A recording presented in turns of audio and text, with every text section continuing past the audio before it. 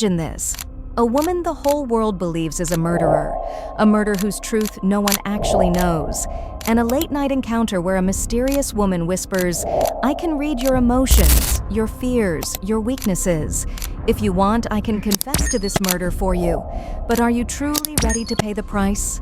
A stormy night, a dark prison corridor, and a deal.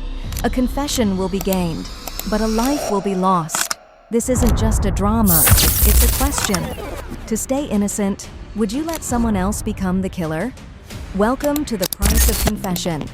What is the price of confession? Today's video dives deep into one of 2025's most anticipated Korean thrillers, arriving on Netflix December 5th, and yes, it's available worldwide, including Pakistan. The Price of Confession is not your typical murder mystery. It's a psychological and moral nightmare wrapped in a genre package. The story follows a woman accused of killing her husband, who is then offered a deal by a mysterious prison inmate. The inmate will confess to the crime and free her from prison, but only if she commits murder in return. That's the entire premise, and that's why this drama has become a cultural talking point before it even premiered.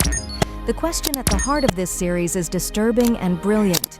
If you're innocent but the system believes you're guilty, would you sacrifice another innocent person's life to prove your innocence? And more importantly, if you do, are you still innocent? That moral trap is what makes this story resonate so powerfully. The drama was created by writer Kwon Jong-kwon, known for films like Sad Movie and Proof of Innocence, both stories that explore how truth is often more complicated than facts. Director Lee Jung-hyo, returning to the thriller genre after 6 years away from his critically acclaimed OCN drama Life on Mars, brings a methodical, character-focused approach to the material. This isn't about flashy twists or cheap scares. It's about watching two women trapped in a psychological game where every move matters, every word carries weight, and every choice has consequences that ripple outward through the entire justice system. The story of Yoon-soo, Innocence Destroyed.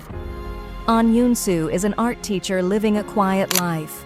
She paints, she loves her husband, she has routines and plans for a simple, peaceful future. Then her husband is murdered, and within hours she becomes the prime suspect. Her hands are found covered in blood. The police interrogation begins. And in the trailer, viewers see something unsettling. Yoon-soo asks for coffee during questioning. She references CSI. She even smiles at moments when a grieving widow should be crying. This behavior, though innocent enough on the surface, is enough to trigger suspicion. The media latches onto it. The prosecutor latches onto it. Suddenly, the narrative shifts from an investigation into who killed her husband to an investigation into why she's acting so strangely if she's truly innocent. The public begins to call her the killer wife before any verdict is even reached.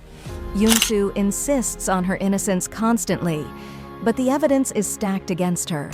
A guilty verdict follows, and she's sentenced to life in prison.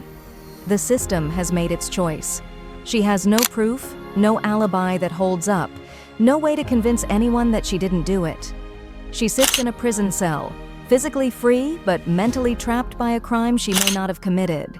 This is where the real story begins, because Yoon-soo's psychological state slowly deteriorates. Her calm exterior cracks under the pressure of being labeled a murderer by society, by the media, by the very people meant to protect her.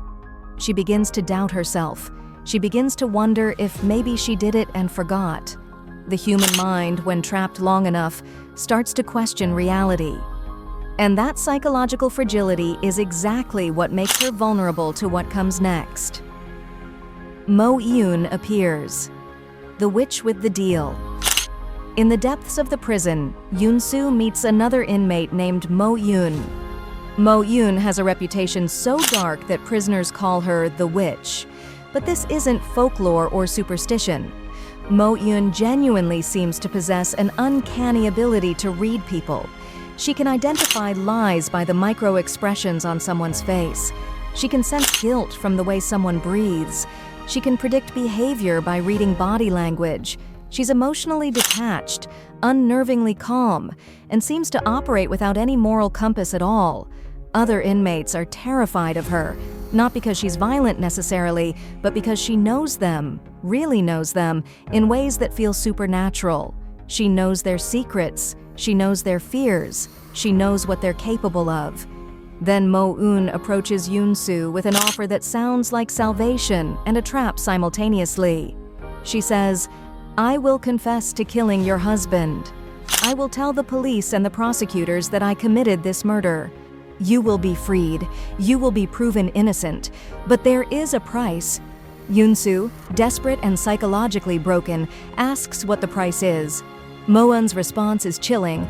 "You must kill someone for me. You must commit murder as payment for my confession." This is the moment where the drama's central moral question erupts.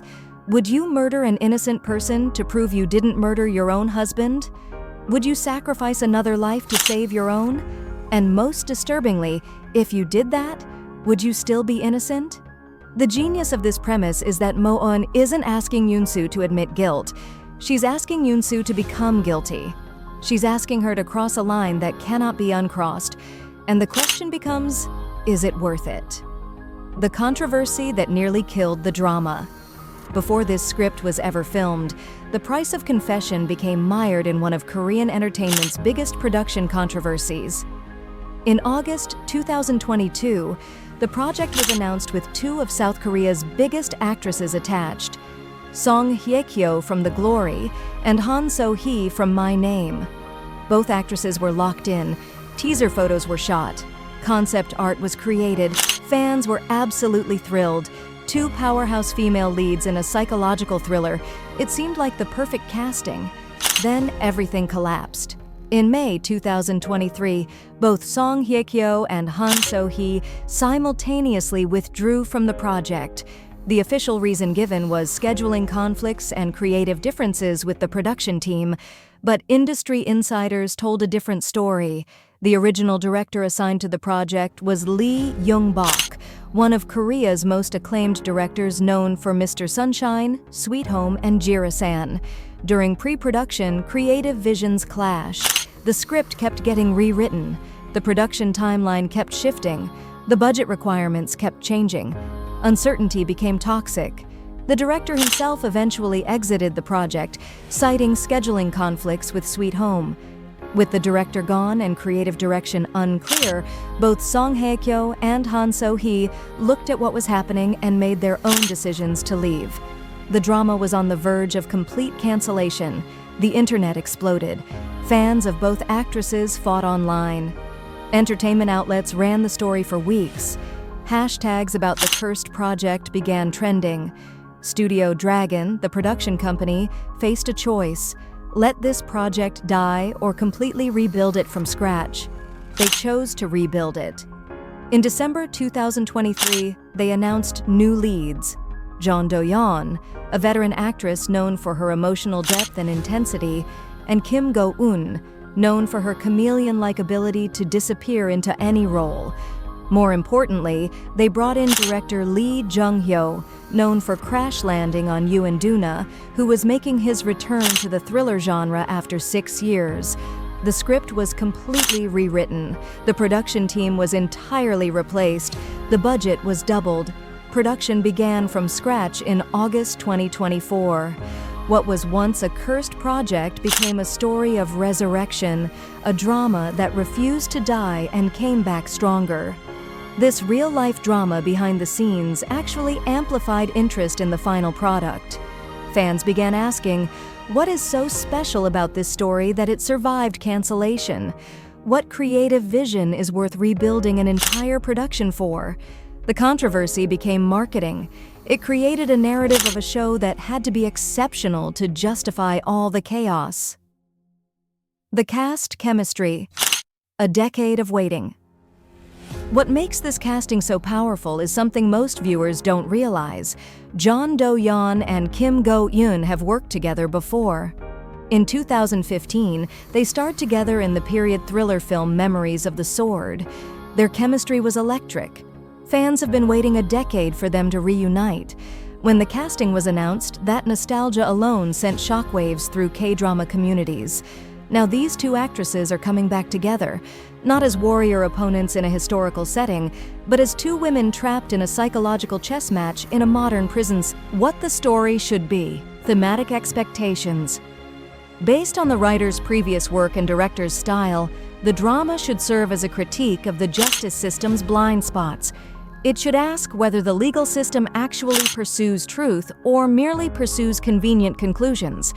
It should show how evidence can be misinterpreted, how behavior can be misread, how a person's normal reactions to trauma can be weaponized against them. When Yoon-soo asks for coffee during interrogation, the system reads it as callousness. When she references CSI, the system reads it as guilty knowledge. When she smiles, the system reads it as lack of remorse.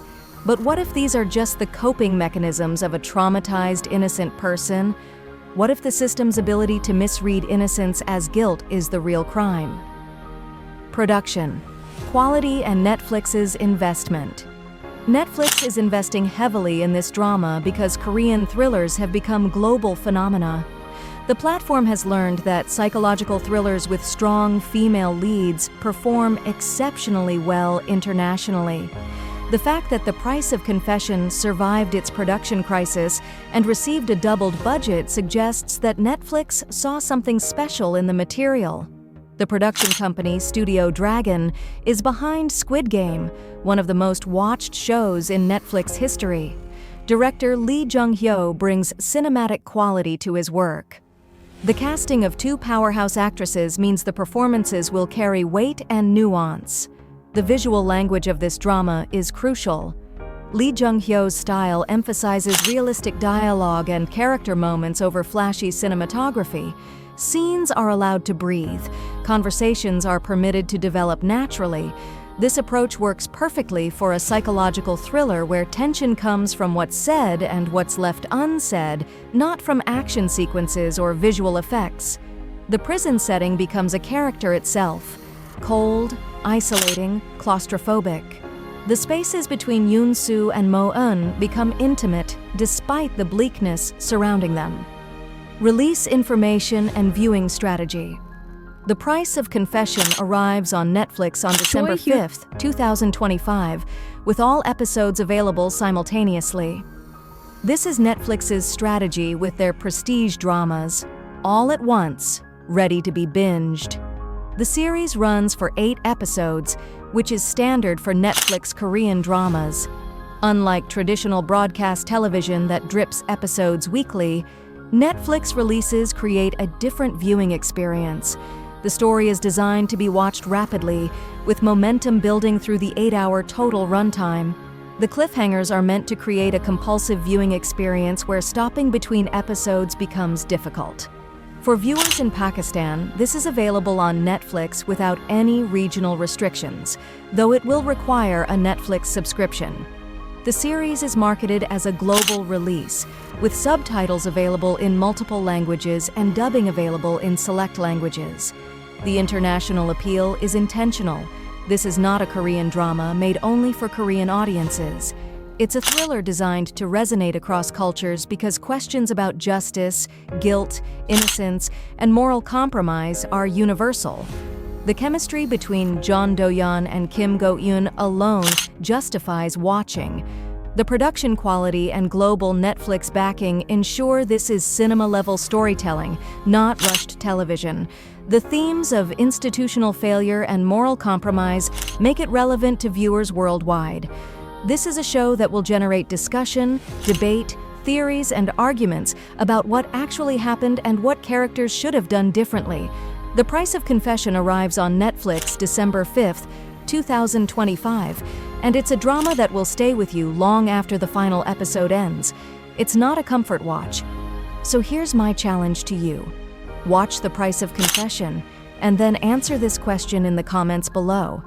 If you were Yoon-soo, would you accept Mo-eun's deal? Would you commit murder to prove your innocence? And more importantly, what does your answer say about your own moral boundaries? Drop your theories about who actually killed Yoon-soo's husband. Discuss whether you think she was innocent or guilty from the beginning. Tell me which character you think will break first under psychological pressure. Share your predictions for how the drama ends.